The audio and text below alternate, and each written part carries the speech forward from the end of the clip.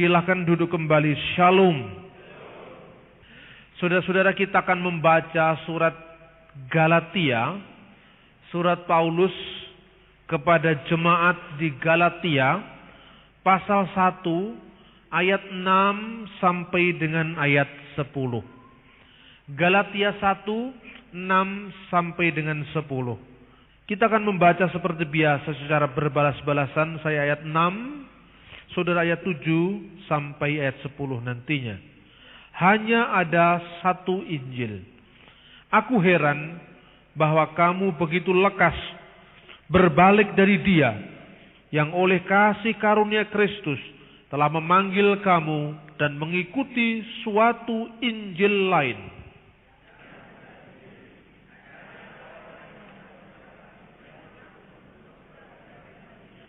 Tetapi sekalipun kami atau seorang malaikat dari surga yang memberitakan kepada kamu suatu Injil yang berbeda dengan Injil yang telah kami beritakan kepadamu, terkutuklah dia.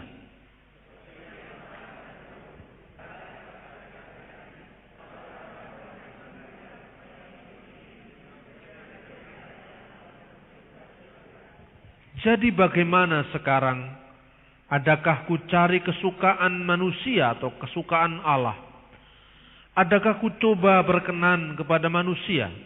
Sekiranya aku masih mau mencoba berkenan kepada manusia, maka aku bukanlah hamba Kristus. Saudara-saudara yang terkasih dalam Tuhan Yesus, surat kepada orang Galatia ditulis oleh Rasul Paulus tatkala menghadapi kalangan bidat Kristen yang berasal dari orang-orang Yahudi. Jadi pada saat itu ada banyak orang-orang Yahudi yang sudah percaya kepada Kristus, tetapi mereka masih berharap kepada keyakinan mereka yang lama.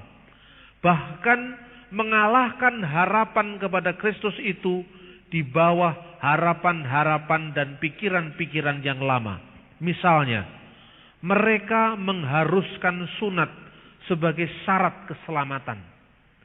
Jadi kalau orang-orang Kristen tidak bersunat secara jasmani, kata orang-orang Yahudi ini yang sudah menjadi Kristen, maka Kristus itu tidak menyelamatkan mereka.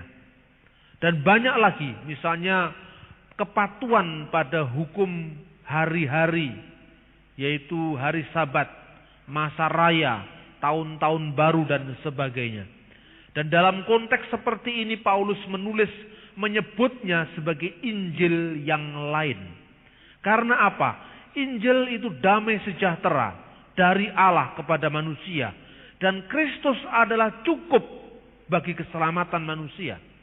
Kristus cukup dan tidak perlu ditambah dengan syarat-syarat yang lain yang justru akan menukar iman kita kepada Kristus menjadi harapan-harapan syarat-syarat agamawi yang lain, yang itu tidak ada gunanya lagi sebagai seorang Kristiani.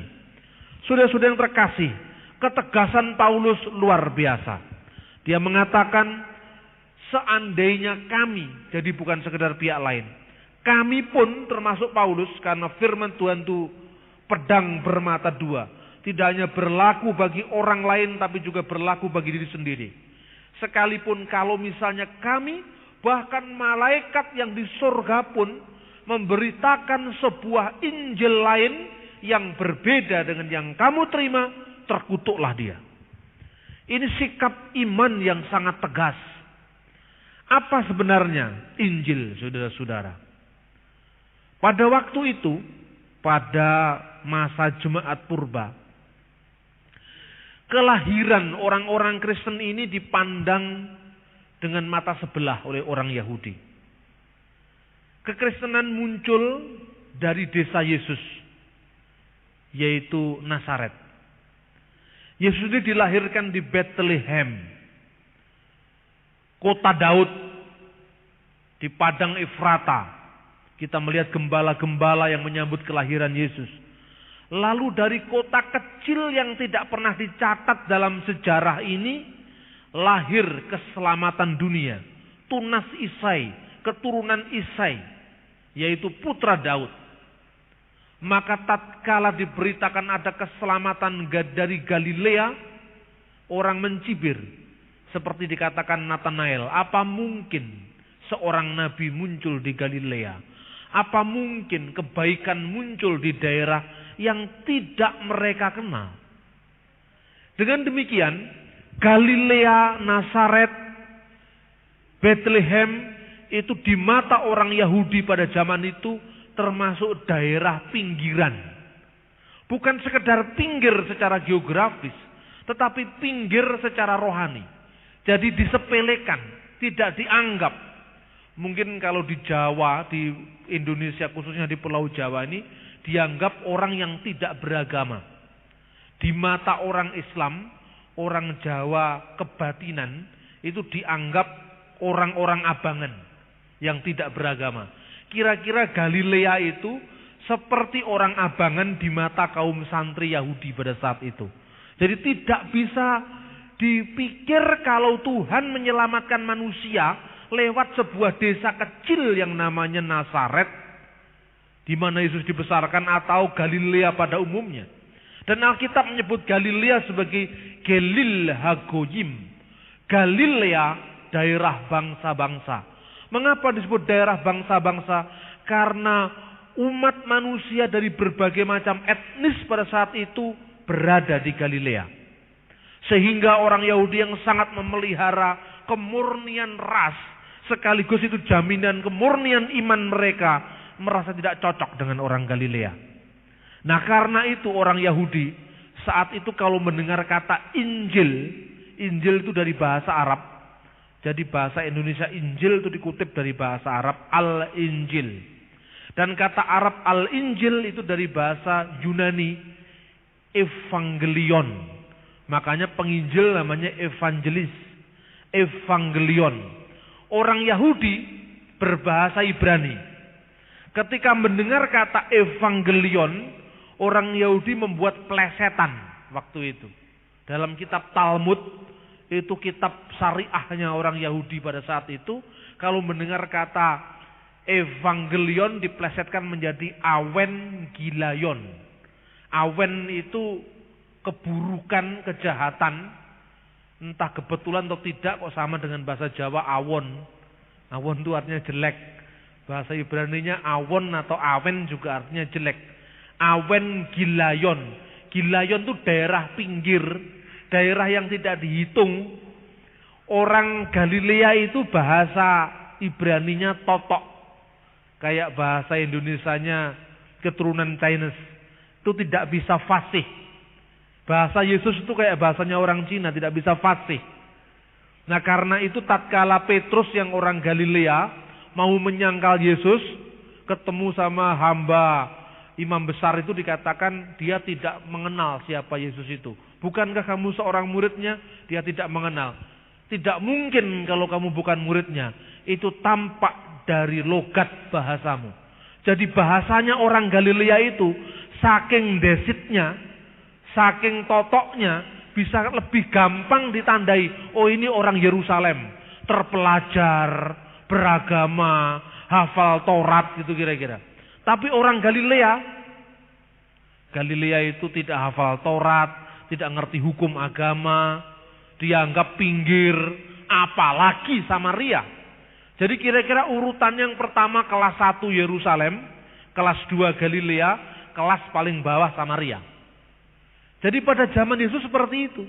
Sehingga Injil diplesetkan dengan Awen Gilayon, yaitu dosa atau keburukan atau kejahatan orang-orang pinggiran. Dan orang-orang pinggiran itu adalah orang-orang Kristen yang pada saat itu percaya pada Yesus. Itu Injil di mata orang Yahudi. Dan orang Yahudi tidak cukup hanya mengatakan seperti itu. Dia mengatakan seperti ini. Yesus itu adalah anak haram dari Maria, ibunya Yesus, yang berselingkuh dengan perwira Romawi yang namanya Pantera atau Pandera. Makanya dia menyebut Yesua bar Pandera atau Yesua ben Pandera. Yesus anak perwira Romawi dari hasil selingkuhannya dengan Maria. Tradisi ini muncul pada abad kedua. Betapa jahatnya orang-orang Yahudi pada saat itu memberlakukan kekristenan yang waktu baru muncul kecil lalu ditindas luar biasa. Bahkan pada sejarahnya nanti orang Yahudi juga bersekongkol dengan Kaisar Roma untuk menindas orang-orang Kristen, sehingga pada abad ketiga Masehi, abad kedua, akhir abad kedua Masehi, awal abad ketiga, orang Kristen diusir semua dari Yerusalem, dari Galilea, sampai kekristenan adalah satu-satunya iman, satu-satunya katakanlah religion, agama yang tidak akrab dengan pusat perkembangannya mula-mula. Islam selalu di Arab, dan Islam itu muncul di Arab, berkembang di Arab sampai sekarang pusatnya Arab. Hindu muncul di India, sampai sekarang pusatnya di India. Kristen muncul di Galilea, di Bethlehem, tetapi sekarang pusatnya di Eropa, di Roma, di Turki, tidak di Israel. Mungkin sepintas lalu orang menjawab, ini hanya kebetulan karena orang Kristen ditindas. Tapi sebenarnya ini juga menggenapi kata-kata kitab suci. Batu yang dibuang oleh tukang-tukang bangunan akhirnya menjadi batu penjuru. Karena apa? Iman kepada Kristus yang adalah Mesiasnya orang Yahudi ditolak sendiri oleh orang Yahudi. Tapi kemudian bangsa-bangsa lain menerima Injil. Justru mereka yang terbelakang menjadi yang terkemuka, menjadi yang terdepan. Yaitu orang-orang yang darinya berasal Yesus Kristus, anak Daud, keturunan Yehuda, malah orang Yehuda menolak dia. Dan sampai hari ini, orang-orang Yahudi yang menjadi pengikut Kristus di Israel itu hanya 3,2%. Kebanyakan orang-orang Kristen di Timur Tengah itu orang Arab, bukan orang Yahudi.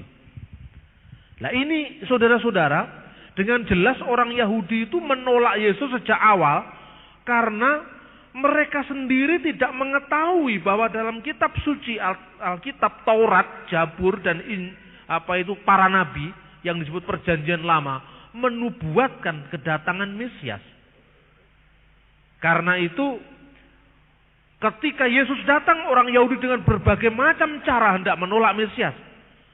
Tapi penolakan itu justru berbalik menghantam dirinya. Satu contoh, Bar Pantera atau Bar Pandera, anak perwira Romawi yang namanya Pandera. Sesungguhnya itu sebuah plesetan yang malah membuktikan kebenaran iman Kristen. Karena kata Pandera itu sebenarnya plesetan dari kata Parthenos. Seperti Evangelion, kabar baik, diplesetkan jadi Awen Gilayon, dosa orang-orang pinggir. Maka Yesus sang putra perawan, karena Parthenos bahasa Yunani itu perawan, menjadi Pandera. Perawan itu Parthenos menjadi Pantera. Itu merupakan endapan kebenaran Injil yang ditolak oleh orang Yahudi lalu diplesetkan. Tapi pemelesetan itu kan pasti ada asal-usulnya. Asal-usul aslinya kelihatan. Berarti memang Yesus itu seorang anak perawan. Artinya Yesus itu terbukti bahwa lapisan sejarah yang menolak dia sekalipun membuktikan bahwa Yesus lahir ke dunia ini tanpa seorang bapa. Dan membuktikan asal-usul ilahi Yesus bahwa Yesus tidak seperti kita. Tidak seperti manusia pada umumnya. Dia lahir sebagai firman yang menjadi daging. Ini Injil di mata orang-orang Yahudi pada saat itu.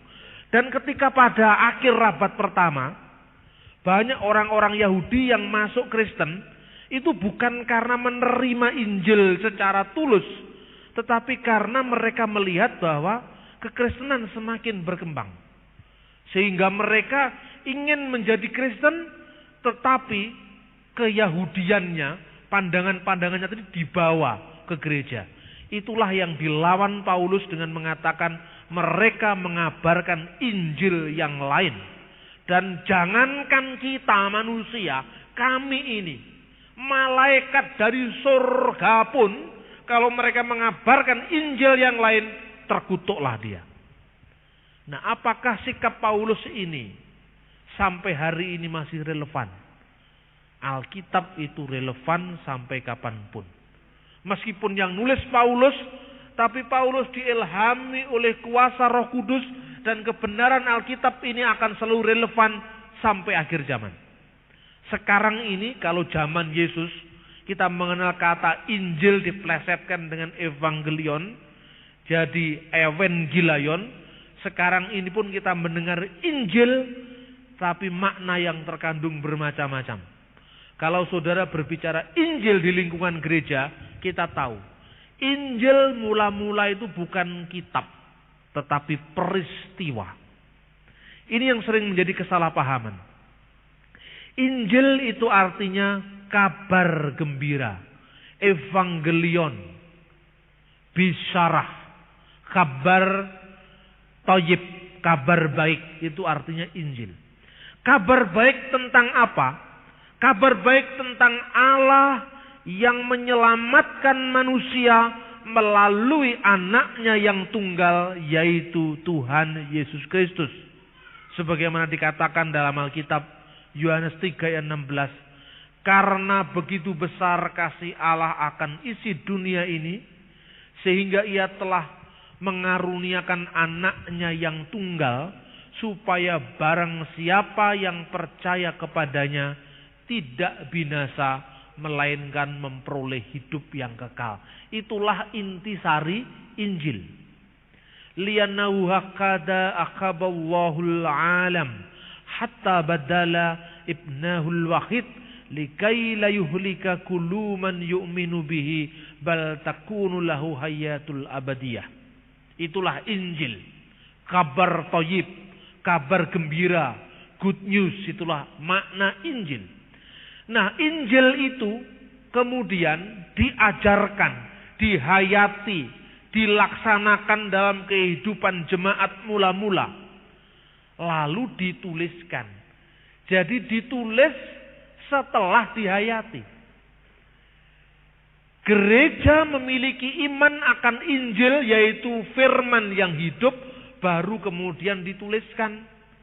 Ini bedanya dengan Islam. Kalau Islam itu Nabi Muhammad, menurut pandangan orang Islam, Muhammad itu Nabi di bawah Quran. Jadi Al-Quran itu diberitakan oleh Muhammad. Kalau di Kristen, Injil-Injil tertulis memberitakan Yesus, bukan sebaliknya.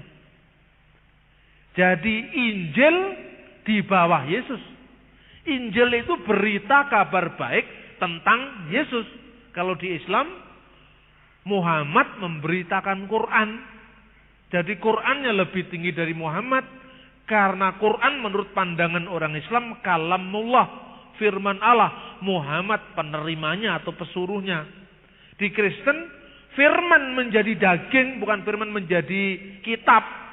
Yesuslah yang diberitakan oleh kitab Injil.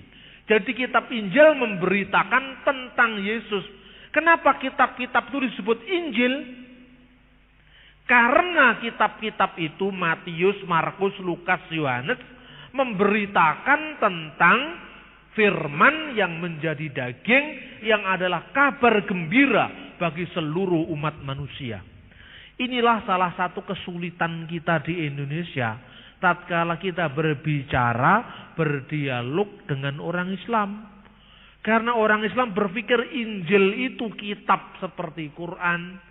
Jadi pikirannya Allah itu memberikan Taurat kepada Nabi Musa, diturunkan. Kemudian kepada Nabi Daud, kitabnya diturunkan. Kemudian kepada Nabi Isa, kitabnya diturunkan. Terus terakhir, definitif, kepada Muhammad, Qurannya diturunkan. Jadi itu harus terakhir. Karena itu ketika ada Nabi setelah Muhammad, dianggap sesat, MUI, ngamuk. Yang namanya Ahmadiyah itu. Orang-orang Ahmadiyah itu percaya bahwa Nabi terakhir itu bukan Muhammad, tapi Hazrat Mirza Ghulam Ahmad alaihi salam dari India. Ini yang sekarang rame-rame fatwa majelis ulama itu, karena mereka percaya adanya Nabi setelah Muhammad. Jadi Muhammad itu terakhir, tidak boleh ada yang terakhir lagi. Nah, Klaim Islam ini ditirukan oleh orang Jawa. Orang Jawa juga kepingin punya nabi tapi tidak keturutan. Lalu bikin Ronggo Warsito pujangga pamungkas. Jadi tidak boleh ada pujangga lagi. Meskipun setelah itu muncul Rendra, muncul banyak sekali para sastrawan, tapi Ronggo Warsito tetap yang terakhir walaupun ada yang setelah itu. Saudara-saudara yang terkasih, ini kesulitan kita dialog dengan Islam karena bagi orang Islam Injil itu kitab yang turun dari langit dan diturunkan kepada Nabi Isa Al-Masih Ibnu Maryam alaihissalam. Injil itu diturunkan, didiktekan oleh malaikat kepada Yesus. Lah ketika dicari-cari, tidak ada Yesus menerima kitab Injil itu, tidak ada. Memang tidak pernah ada karena Yesus itu sendiri Injil. Yesus itu sendiri adalah firman yang menjadi manusia. Alkitab tidak pernah mengatakan ada firman yang didiktekan malaikat kemudian dikumpulkan jadi Injil Matius, tidak pernah ada.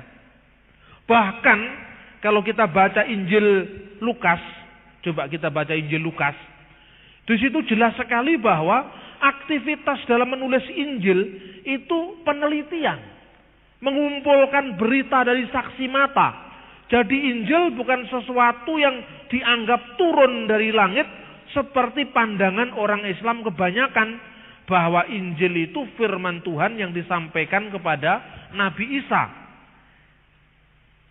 Sehingga ayat ini akan membatalkan bagaimana pandangan orang kebanyakan bahwa Injil itu memang tidak pernah turun dari langit. Coba saya baca. Lukas pasal 1 ayat 1 sampai dengan 4. Theophilus yang mulia, banyak orang yang telah berusaha menyusun suatu berita tentang peristiwa-peristiwa yang telah terjadi di antara kita, seperti yang disampaikan kepada kita oleh mereka, yang dari semula adalah saksi mata dan pelayan firman. Karena itu, setelah aku menyelidiki segala peristiwa itu dengan seksama, dari asal mulanya, aku mengambil keputusan untuk membukukannya dengan teratur bagimu, supaya engkau dapat mengetahui bahwa segala sesuatu yang diajarkan kepadamu sungguh benar. Jadi Lukas itu setelah menyelidiki peristiwa dengan seksama dari para pelayan firman dan saksi mata. Jadi Injil itu sejarah yang dituliskan. Lukas itu menghubungi saksi-saksi mata. Dan ketika Injil itu ditulis, saksi-saksi mata masih hidup. Misalnya, Markus itu penulisnya Petrus. Karena itu dalam surat 1 Petrus dikatakan, Markus anakku. Markus itu menulis Injil di kota Roma atas perintah Petrus. Kan tidak semua murid itu bisa nulis dengan baik. Kan nggak apa-apa punya murid lagi. Lah murid ini yang menuliskan tradisi Injil yang diterima oleh para saksi mata. Jadi bukan sekedar ngarang-ngarang sendiri. Ada saksi mata. Di pengadilan pun saksi sangat penting. Saksi mata dan pelayan firman yang sehari-harinya mengetahui, mengalami, berjumpa dengan Yesus. Itu yang ditulis, dibukukan agar apa? Generasi iman selanjutnya, gereja selanjutnya punya arahan, punya pedoman. Karena itu Injil-Injil dan tulisan-tulisan Rasul itu diilhamkan oleh Roh Kudus.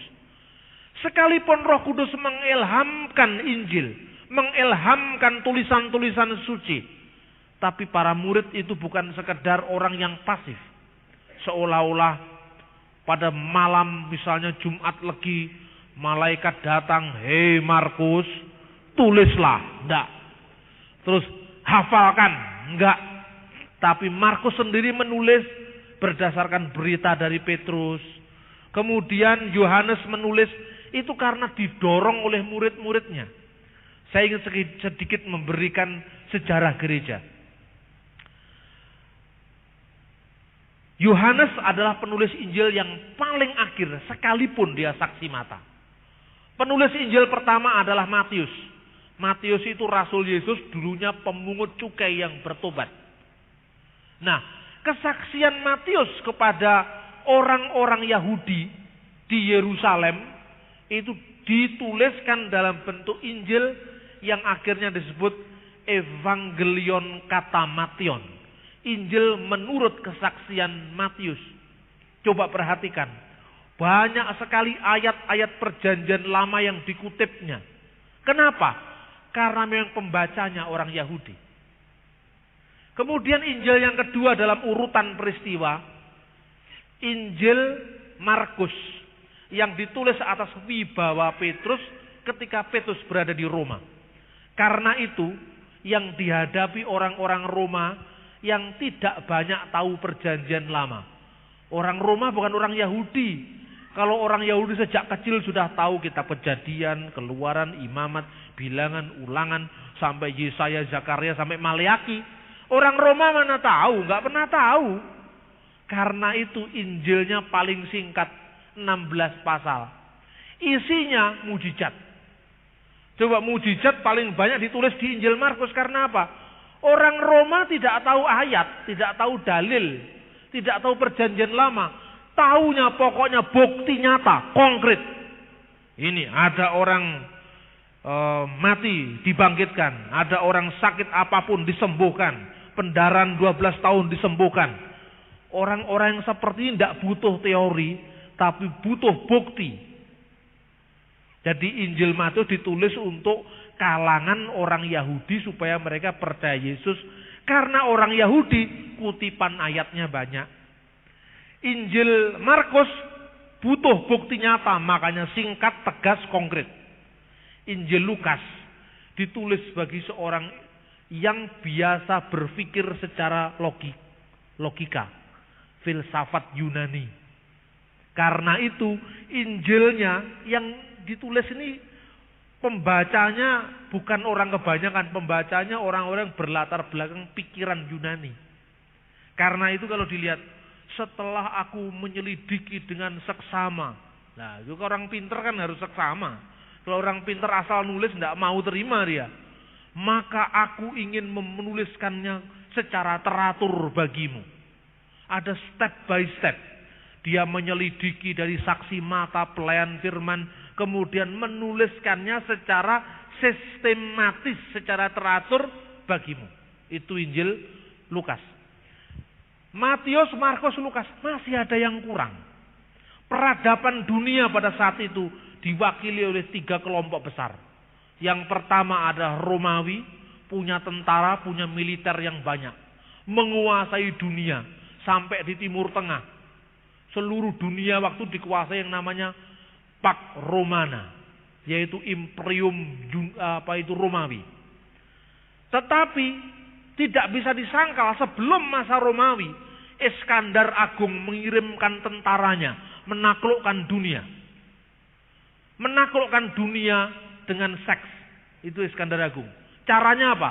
Tentaranya suruh kawin sama orang Mesir, suruh kawin sama orang Irak. Di situ kemudian dia menancapkan kebudayaan orang Yunani yang namanya Helenisme. Itu pada abad ketiga sebelum Kristus. Orangnya berpikir kritis, filsafat. Maka Lukas ditulis untuk memenuhi kebutuhan orang-orang Yunani ini. Markus untuk Roma. Lukas pembacanya Yunani. Matius orang Yahudi asli. Tapi semua Injil Matius, Markus, Lukas itu dapat dikatakan Injil dari bawah. Kenapa Injil dari bawah? Yang disaksikan adalah fakta-fakta tentang Yesus.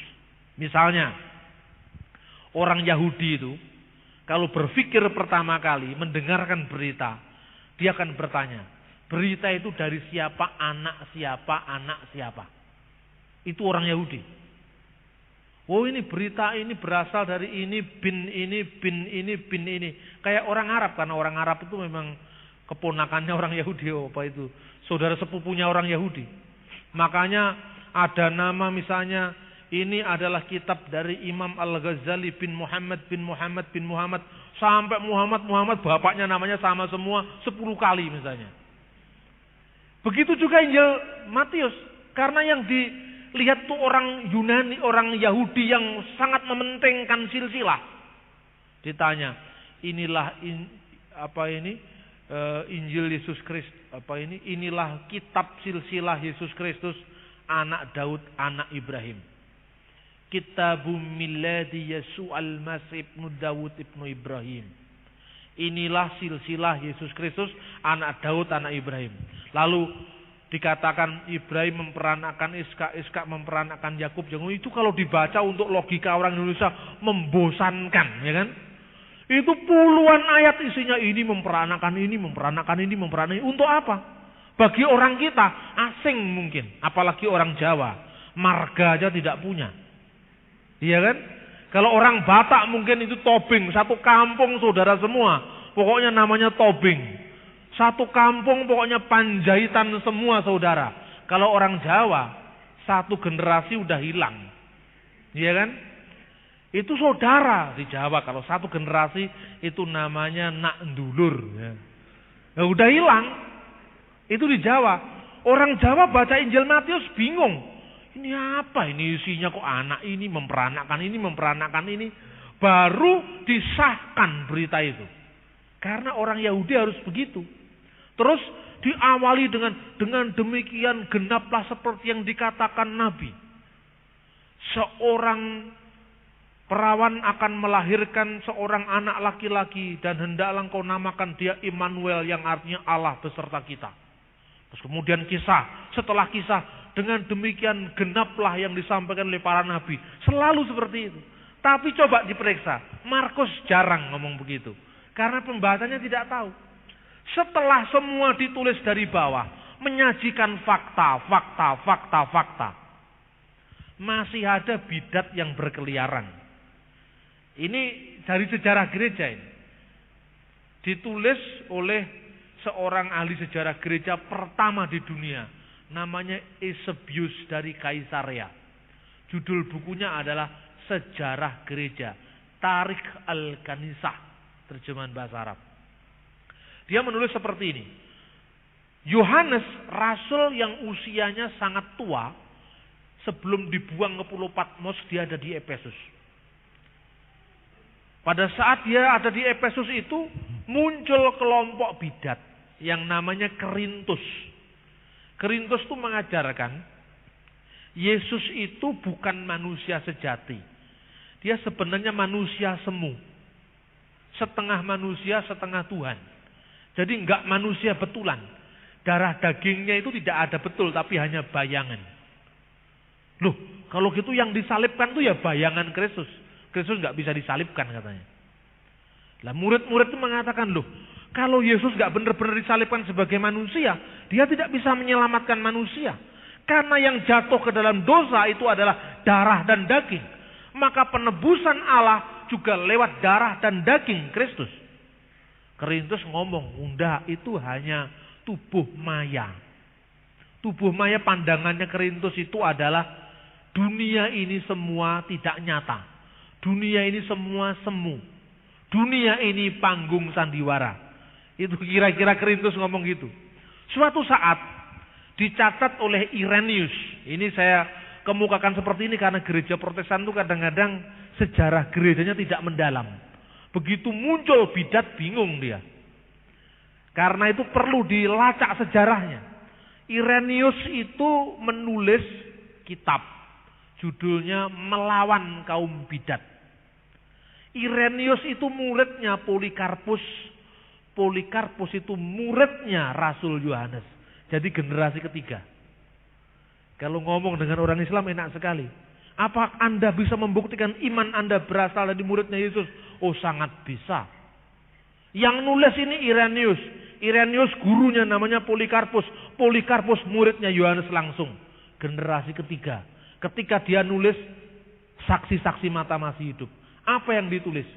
Ketika waktu itu di Efesus itu ada kamar mandi umum. Waktu itu Yohanes sedang di kamar mandi umum. Kerintus ada di dalamnya. Dan kebanyakan orang-orang Kristen juga berada di kamar mandi umum itu. Tatkala muncul Kerintus, Yohanes berteriak, "Anak-anakku, keluar dari ruangan ini."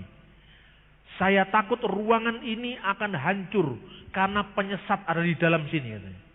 Saya tidak rela anak-anakku satu atap dengan sang penyesat. Keluar semua orang Kristen. Cerita ini menggambarkan ketegasan Yohanes tentang ajaran-ajaran sesat. Kenapa? Yohanes itu muridnya Yesus langsung. Dia saksi mata, pelayan firman. Saksi mata saja masih hidup, Korintus berani mengajarkan ajaran yang lain. Lah kalau mati seperti apa gereja ini? Gitu. Polanya bidat memang begitu saudara-saudara. Dulu ketika muncul bidat misalnya Markion. Markion itu abad kedua. Dia mengatakan yang menciptakan dunia ini bukan Allah katanya. Tetapi Allah nomor 2. Allah nomor 2 itu kedudukannya lebih rendah daripada Allah Bapa.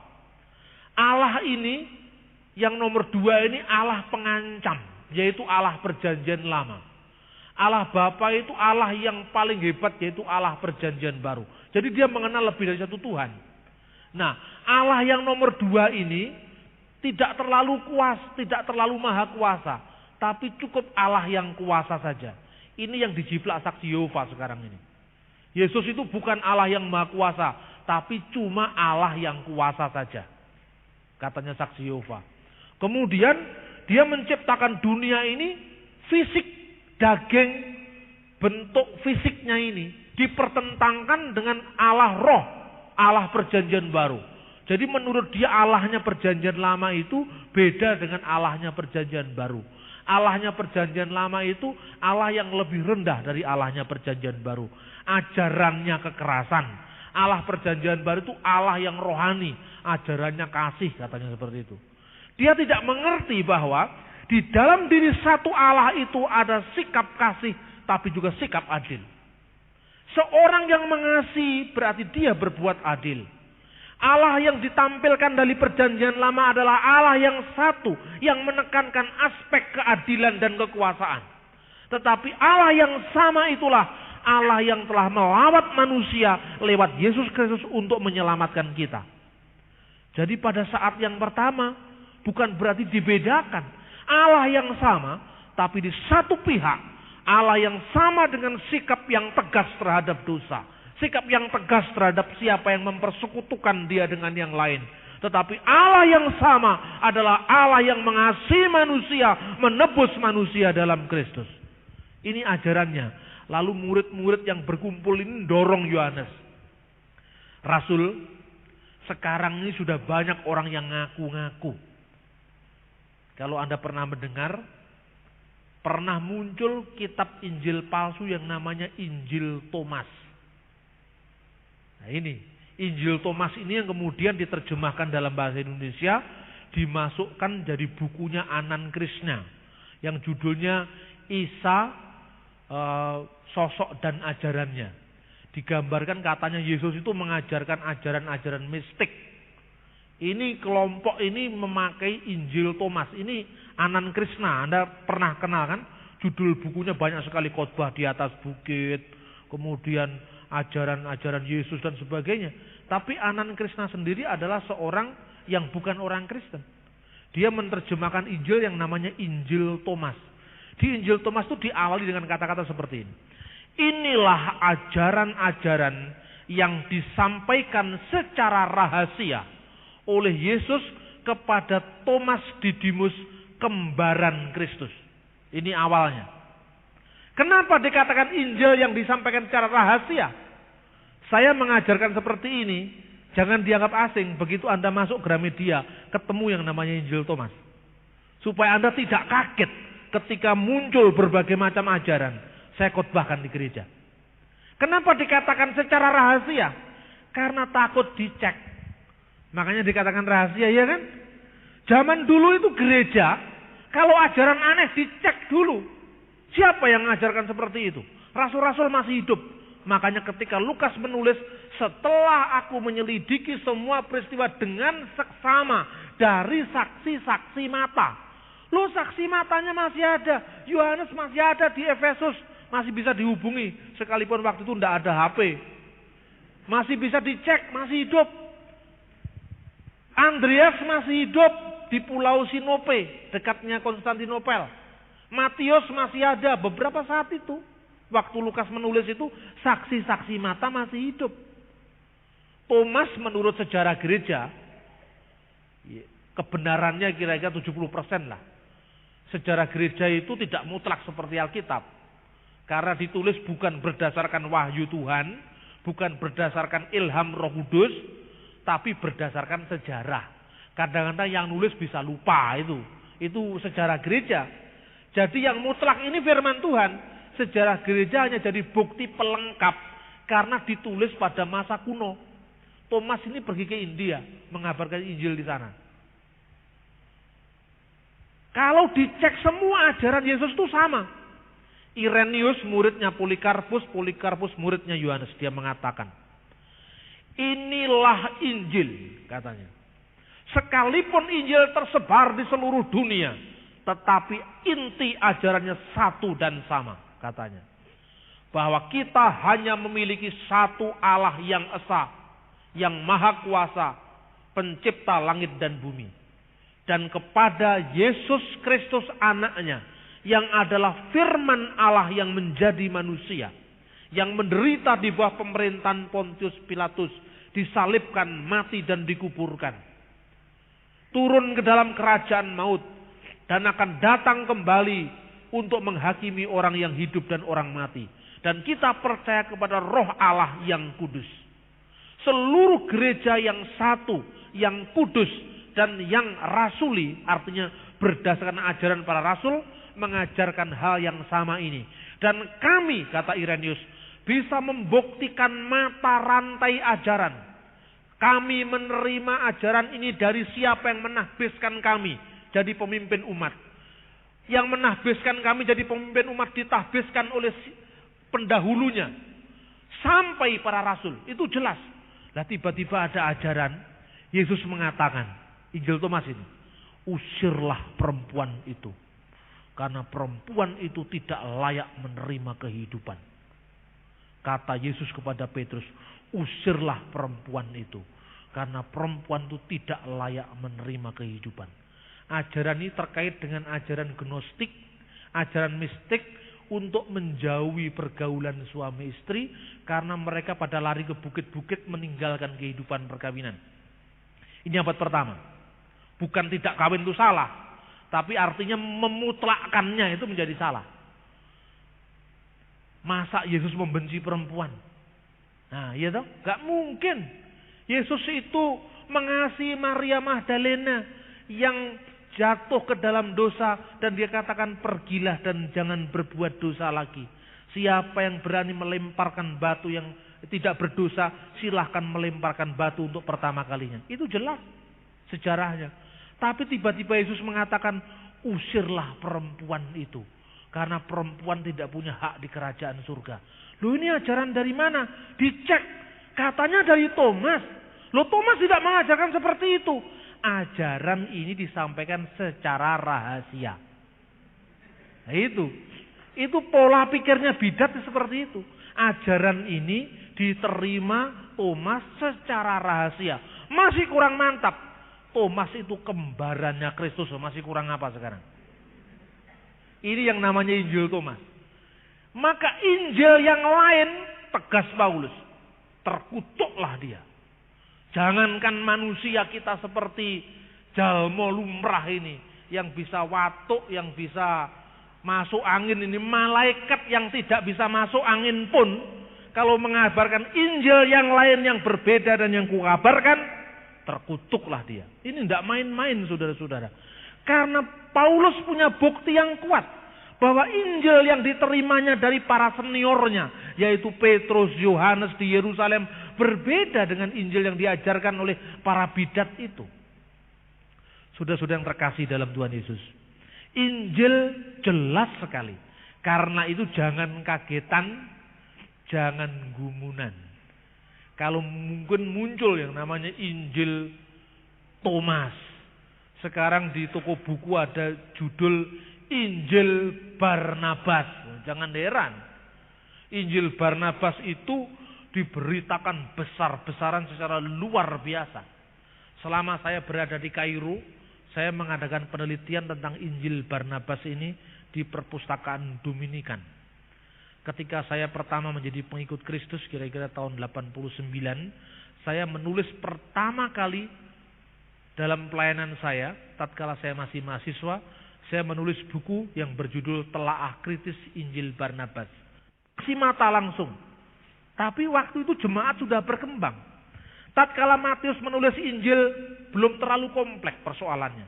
Itu kira-kira tahun 70, tahun 60 gitu. Kemudian Injil Markus tahun 60-an, Injil Lukas tahun 75. Injil Yohanes itu kira-kira ditulis tahun 90 sampai 95. 20 tahun lebih kira-kira setelah ketiga Injil yang lain, ketika persoalan umat ini semakin kompleks. Persoalan umat Kristen waktu itu semakin canggih, berhadapan dengan macam-macam sekte, macam-macam aliran sesat pada saat itu. Maka ditulislah. Maka ahli sejarah mengatakan, kalau Matius, Markus, Lukas ditulis untuk menyajikan fakta-fakta tentang Yesus, disajikan fakta-fakta itu dari bawah, kelahirannya, silsilahnya, pembaptisannya di Yordan dan seterusnya, maka Yohanes ditulis dari bawah, dari atas ke bawah. Kalau Matius, Markus, Lukas dari bawah ke atas. Makanya dalam pelajaran biblika disebut Injil sinoptik. Injil yang mirip satu sama lain. Karena semua menyajikan fakta-fakta dulu. Tapi Yohanes ketika muncul fakta sudah ada. Sudah ditulis Matius, sudah ditulis Markus. Makanya Lukas mengatakan setelah banyak orang yang menulis. Kira-kira ya ada yang lain. Markus sudah ada ketika Lukas menulis. Tetapi satu lagi, Yohanes memberikan makna rohani bagi orang Kristen. Menjadi Kristen yang baik itu seperti apa? Jadi Injil Matius ditulis untuk kelas pengantar bagi orang Yahudi yang menerima Injil berdasarkan pikiran-pikiran kebudayaan Yahudi. Injil Markus untuk orang Roma, untuk mengenalkan Injil kepada orang-orang yang baru mengenal Kristus dari budaya Roma. Injil Lukas ditulis untuk para pemikir yang berdasarkan pandangan pemikiran Yunani. Ditulis agar mereka percaya Yesus. Injil Yohanes ditulis untuk orang-orang yang sudah Kristen. Sudah Kristen, tapi imannya sedang dipergunjingkan, sedang dirongrong oleh para bidat. Seperti yang saya sebutkan tadi. Saudara-saudara yang terkasih, ini sejarah masa lampau. Apa sekarang masih relevan? Sangat relevan. Ketika Anda berbicara tentang Injil, orang akan mengatakan, Injil itu suatu kitab yang diturunkan oleh Allah melalui malaikat Jibril kepada Nabi Isa. Iya kan?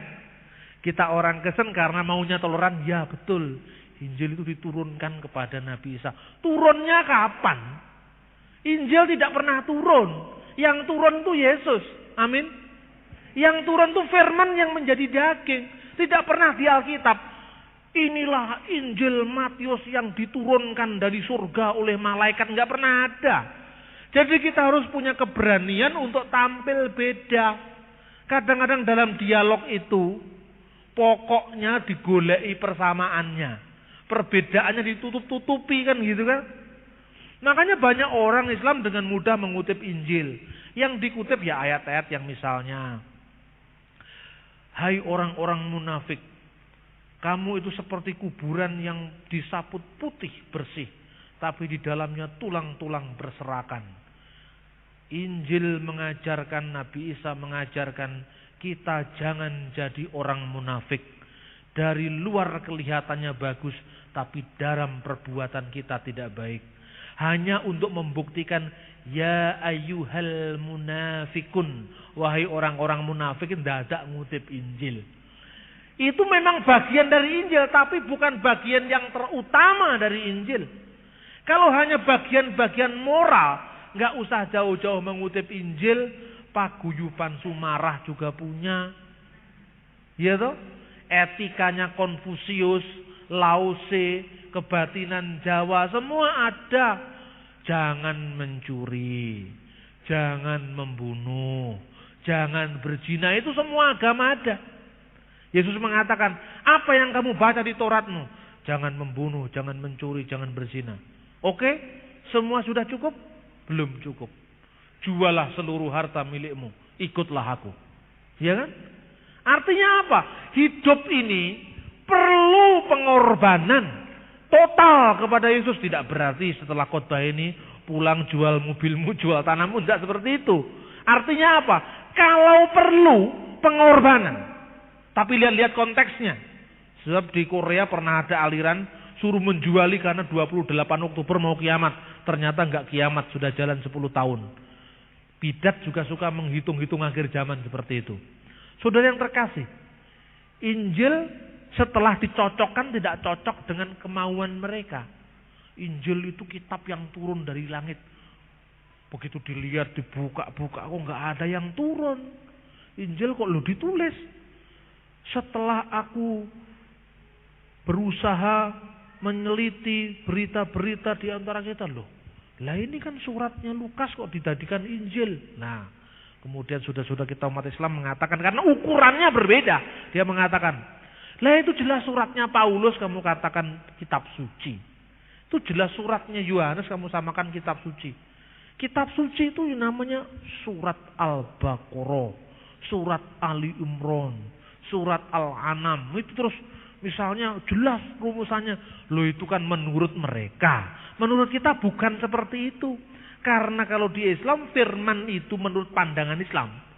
Menurut pandangan Islam saya katakan bukan berarti membenarkan. Tapi sekedar menyampaikan menurut pandangan Islam, kitab suci itu firman yang turun jadi buku.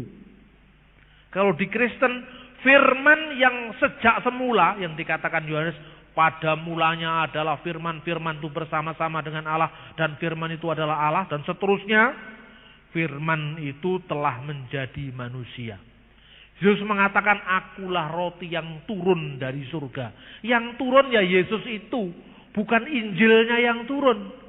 Nah, saudara-saudara kita, sebagian umat Islam itu mencocok-cocokkan loh. Kok tidak sama dengan Injil yang saya pikirkan? Lalu menuduh orang Kristen sudah memalsukan kitab Injilnya. Masa tulisannya Matius diarani firman Tuhan? Masa tulisannya Markus diarani firman Tuhan? Wong yang nulis jelas kok bukan firman Tuhan. Mereka berpikir firman Tuhan itu harus didiktekan langsung seperti itu. Lalu setelah dicari-cari tidak sama, bikin sendiri yang namanya Injil Barnabas. Ini yang saya tulis itu. Injil Barnabas itu bikinan abad pertengahan dari kalangan orang-orang Muslim yang kecewa. Karena apa? Injil tidak cocok seperti yang mereka bayangkan. Saking semangatnya, biasanya Injil itu ditulis paling banter 28 pasal. Penulis Injil dari Spanyol ini, karena Injil Barnabas ditulis di Spanyol abad 16, saking semangatnya nulis Injil sampai 222 pasal. Nah, itu Injilnya orang gregetan. Nulisnya banyak sekali, 222 pasal. Anda sekarang masuk ke Gramedia, masuk ke toko-toko buku, semua ada yang namanya Injil Barnabas. Lah orang Kristen harus ditantang sekarang. Bagaimana Injil Barnabas itu? Prinsip-prinsip yang hendak saya kemukakan, sudah saya kemukakan sekarang. Besok session kedua akan saya kupas tentang Injil-Injil palsu selain Injil yang kita akui ini. Termasuk Injil Barnabas. Bagaimana kok mengatakan palsu? Orang Kristen itu kalau ditanya, mana palsunya, di mana, harus tahu buktinya. Supaya kita berbeda dengan orang lain. Jangan kita mengatakan pokoknya, itu tidak benar. Kita harus tahu mengapa kita katakan palsu. Jelas buktinya. Orang mengatakan seperti ini.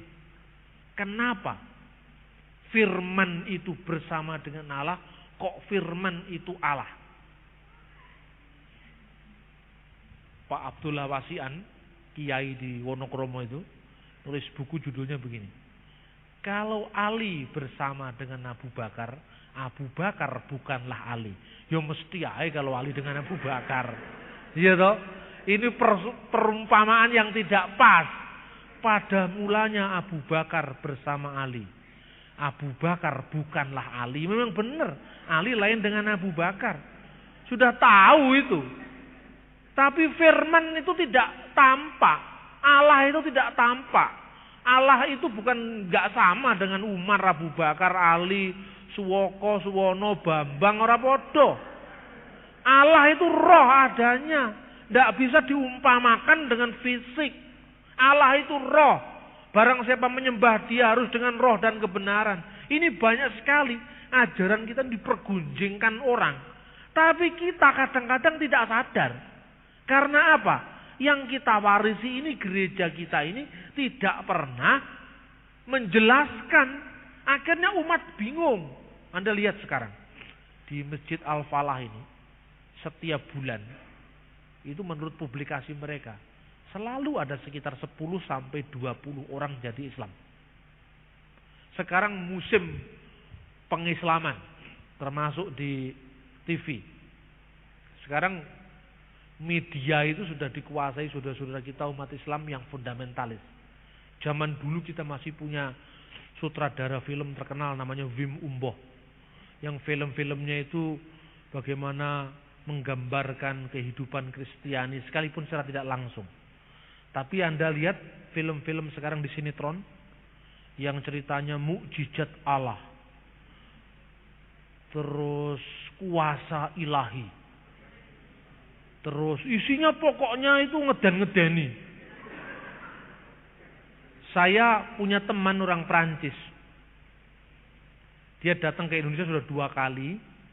Salah satunya itu mau minta izin menulis riwayat hidup saya. Saya malu sebetulnya. Apanya yang mau ditulis? Namanya Etienne Nauveau. Dia mau menulis riwayat pengalaman spiritual Pak Bambang. Loh, Anda tahu saya dari mana? Dari bukunya Bapak yang beredar. Salah satunya buku itu Yesus yang disalib, syair-syair Khalil Gibran. Jadi dia penyair memang. Lah saya ini kan bukan sekedar pengkhotbah di gereja. Saya nulis syair juga. Terjemahan dari karya-karya Khalil Gibran. Mengapa saya tulis terjemahan dari karya-karya Khalil Gibran? Karena orang Kristen tidak tahu kalau Khalil Gibran itu orang Kristen. Karena dia orang Arab, dianggap orang Arab itu mesti Islam. Saya itu prihatin. Waktu saya masuk ke toko buku Gramedia Semarang, ada seorang gadis pakai jilbab semua, rupanya dia anak-anak IAIN. Selalu masuk toko buku yang dilihat tulisan-tulisannya Khalil Gibran. Dan dari bisik-bisik mereka saya tahu Khalil Gibran itu Muslim. Coba Anda lihat, ada bintang film Indonesia yang namanya itu belakangnya Gibran, saya lupa namanya siapa. Sampai anaknya Roy Martin namanya juga Gibran. Taufik Ismail, penyair Muslim itu pengagum Gibran. Sampai Sheila on Seven yang nyanyiannya saya tidak pernah ngerti itu juga syair-syairnya dijiplak dari Khalil Gibran. Banyak sekali. Dia pikir Khalil Gibran itu adalah seorang Islam karena dia orang Arab. Waduh, kita ini selalu kalah dalam informasi. Saya pikir gitu. Lalu saya masih mengamati salah seorang laki-laki pemuda dengan ceweknya, dia jalan. Rupanya ceweknya itu mau minta dibelikan, mau minta itu apa salah satu bukunya Khalil Gibran. Kalau tidak salah judulnya Sayap-sayap yang patah. Satunya lagi judulnya Yesus Sang Anak Manusia. Lalu cowoknya bilang, jangan. Saya dengarkan, pura-pura saya baca tapi saya mau dengarkan. Apa? Sarannya apa? Jangan. Kenapa? Ini tidak percaya Yesus Tuhan ini katanya. Saya langsung kaget saya. Lalu ketika 2 orang ini sudah pergi, saya baca buku yang dia ambil tadi. Saya baca di sampul depannya itu. Kalau selama ini gereja mengajarkan Yesus adalah Tuhan, Khalil Gibran mengajarkan Yesus adalah Sang Anak Manusia, yaitu manusia biasa. Padahal kalau kita mengenal bukunya Khalil Gibran yang judulnya Yesus Sang Anak Manusia, Itu diterjemahkan dari bahasa Inggris Jesus the Son of Man. Versi bahasa Arabnya Yesu ibnu Insan, anak sang manusia. Itu Gibran mengambil julukan Yesus yang sudah umum dalam Alkitab. Sang anak manusia. Dan kata sang anak manusia itu berasal dari bahasa Aram Barnasya. Diilhami oleh kitab Daniel pasal 7. Sang anak manusia yang akan datang dari awan-awan, yang menunjukkan istilah anak manusia sendiri menggambarkan sang ilahi yang datang yang menjadi manusia. Bukan manusia biasa. Tapi karena dalam bahasa sehari-hari sang anak manusia itu seperti Ibrahim, Sulaiman, Dawud, Suwoto, itu anak manusia. Karena apa? Secara informasi sudah di tangan mereka. Penerbitnya Muslim, penerjemahnya Muslim, ya sudah tersaji kepada kita seperti itu. Ini kan pembohongan terhadap publik. Lalu saya kumpulkan syair-syair Khalil Gibran dari bahasa Arabnya langsung. Saya kumpulkan syair-syair yang menunjukkan bahwa dia sangat cinta kepada Yesus. Khalil Gibran itu berdoa kepada Yesus. Dia cinta sekali pada Yesus, sekalipun dia dikucilkan gereja karena dia mengkritik gereja pada saat itu. Tetapi semakin dia mengkritik gereja, semakin dia cinta kepada Yesus. Karena apa? Gereja pada saat itu menjadi gereja status quo. Gereja yang tidak hidup. Gereja yang mati. Gereja yang suam-suam. Maka Gibran muncul dengan kritik sosialnya lewat buku. Yang di Indonesia dianggap Gibran itu Muslim. Saya mencoba nulis itu. Lalu terjadilah buku judulnya Yesus Sang Anak, Yesus yang Disalib, karya-karya Khalil Gibran.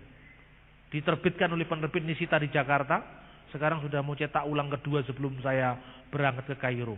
Buku itu dibaca oleh orang Prancis yang mengajar sastra Indonesia di sana, sampai-sampai dia kepingin nulis riwayat saya. Loh ini apanya yang mau ditulis?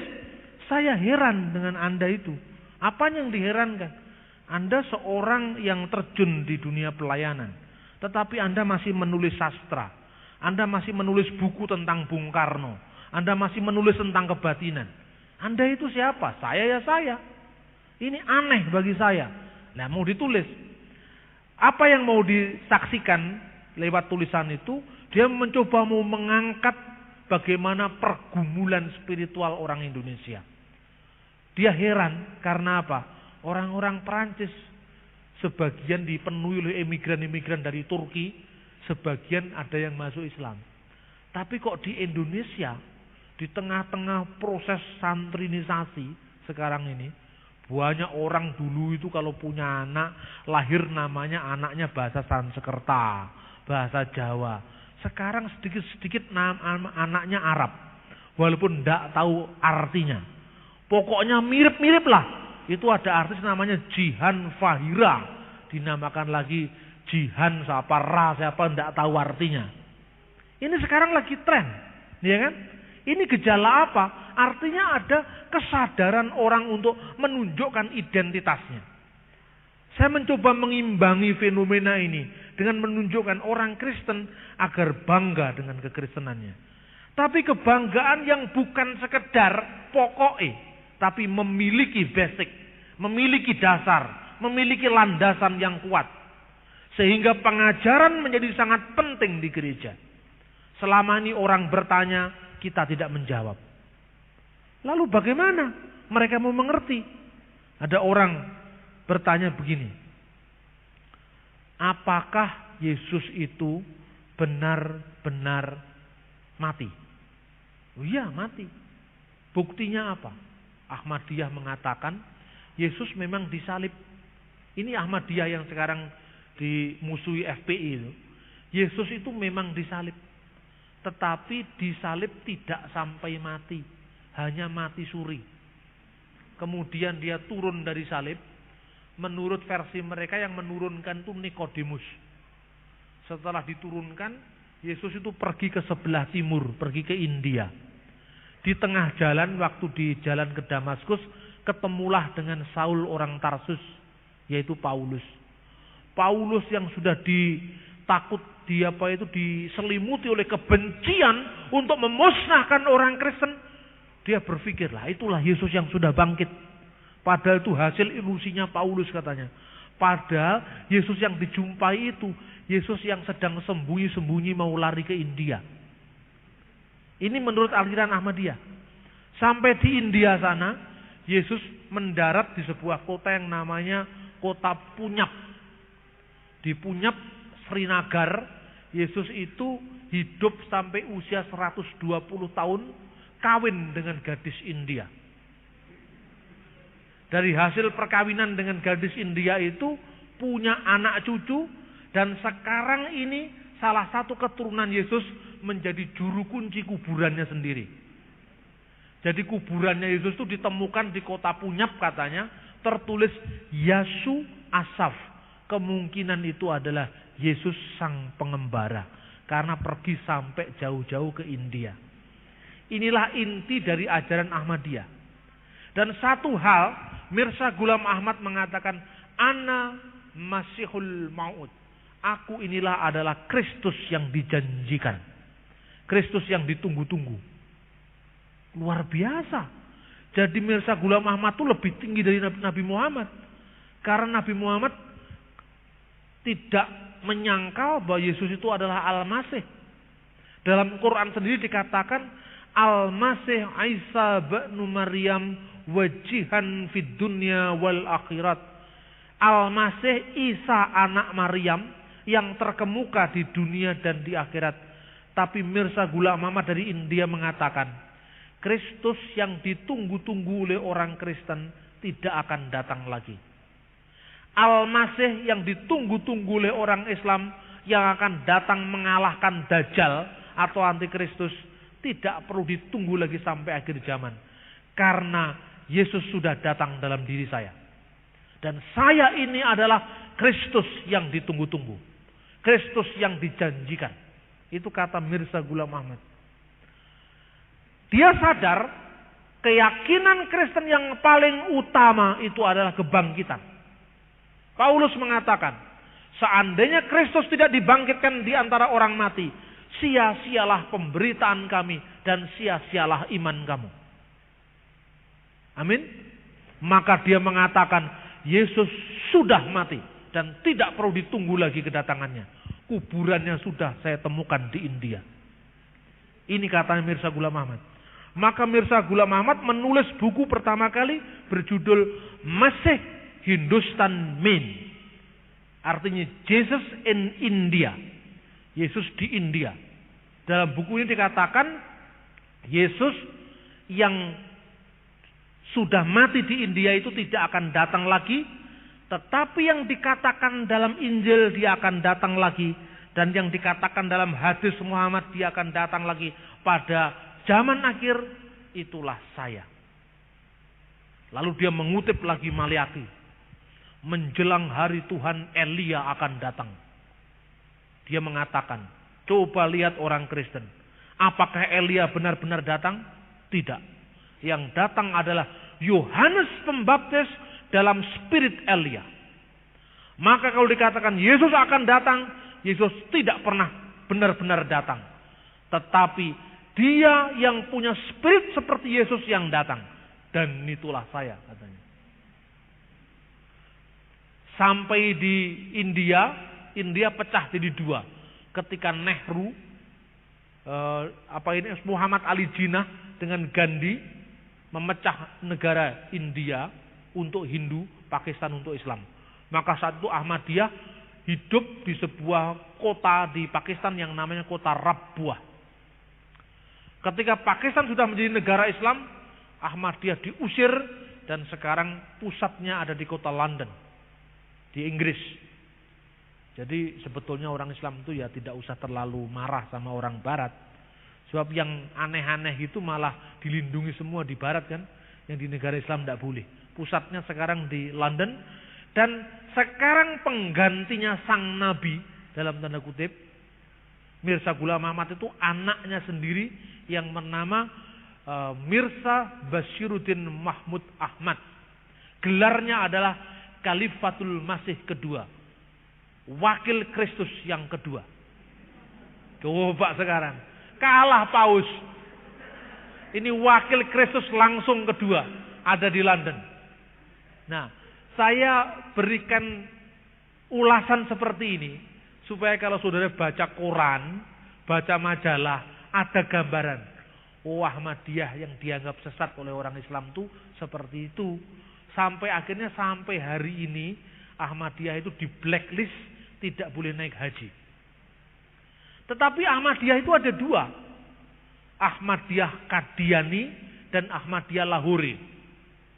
Ahmadiyah Qadiani ini yang sekarang dimusuhi oleh FPI, yang dilempari di parung itu.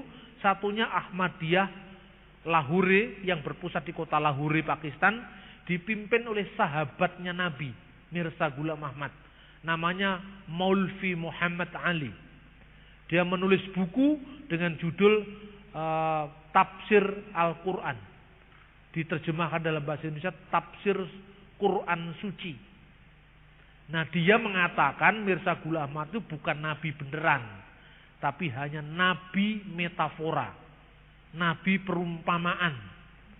Karena maksudnya nabi di situ adalah seorang pembaru Islam. Yang Lahore ini diterima oleh Rabithah Alam Islami, diperbolehkan naik haji. Lama-lama dia membaur dengan umat Islam yang lain. Dan Anda jangan heran, Arif Rahman Hakim yang sekarang menjadi nama-nama jalan di seluruh Indonesia itu seorang Ahmadiyah Qadiani. Arif Rahman Hakim. Anda lihat jalan Arif Rahman Hakim misalnya. Arif Rahman Hakim itu angkatan 66, itu adalah penganut Ahmadiyah. Nah, kembali kepada kitab suci, saudara-saudara.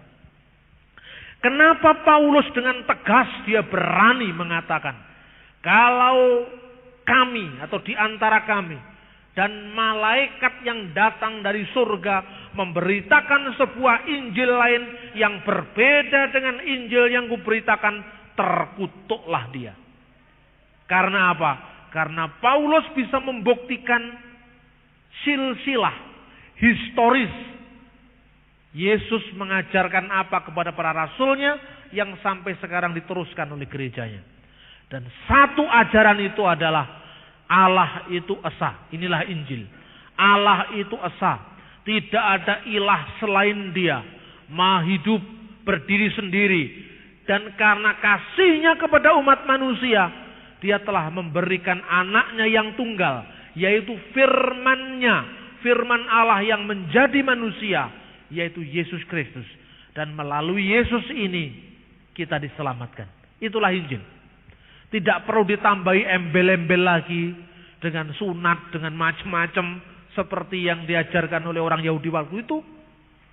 Tetapi Yesus cukup bagi kita untuk keselamatan kita. Kiranya firman Tuhan ini semakin membuka cakrawala perspektif kita dalam menyikapi berkembangnya berbagai macam ajaran di tengah-tengah kita. Sekarang saksi Yehova sudah diresmikan lagi oleh pemerintah.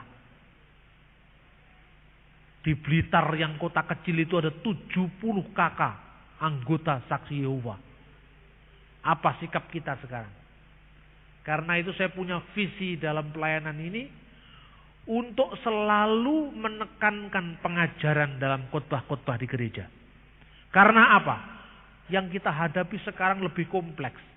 Dulu saksi Yehova dilarang selesai. Sekarang lewat Menteri Yusril Mahendra, saksi Yehova diberi izin untuk berkembang di Indonesia. Ahmadiyah dilempari, saksi Yehova dikasih izin. Gitu? Ahmadiyah dilempari oleh FPI, tapi saksi Yehova dibuka supaya orang Kristen tidak menginjil kepada orang Islam, tapi ribut ngurusi sektenya sendiri yang sesat. Saya kira logikanya seperti itu. Karena ketakutan mereka orang Kristen menginjili orang Islam, supaya orang Kristen tidak menginjil, dikasih kesibukan ngurus saksi Yehova. Nanti kan rame sendiri. Nah, sekarang buku-buku, majalah-majalah mulai saksi Yehova, saksi Yehova, saksi Yehova. Lupa kepada tugas yang lebih besar. Dan ini memang merongrong dari dalam. Karena itu perlu diperkuat. Di sebuah siaran radio swasta, saya memberikan paket pengajaran gereja melawan bidat-bidat. Siaran 45 menit, isinya syair-syair lagu-lagu Timur Tengah, pujian-pujian dalam bahasa Arab. Kemudian saya kasih khotbah selama 45 menit, isinya mengapa Yesus disebut anak Allah, mengapa Yesus disebut Tuhan, apakah orang Kristen menyembah 3 Tuhan dengan Tritunggal, mengapa Yesus berseru Eli Eli lama sabachthani, bagaimana ajaran saksi Yehova. Semua itu saya jadikan seri 45 menitan. Kira-kira lagunya, pujiannya itu sekitar 7 sampai 10 menit, yang lain itu khotbah. Saya cuma mengatakan kalau ada radio swasta mau buka dialog interaktif, saya juga siap menjawab jawaban langsung. Biar yang tanya itu bukan hanya orang Kristen, tapi radio masih mikir-mikir, janganlah Pak, jangan dulu. Ya sudah, tunggu saja waktunya yang baik.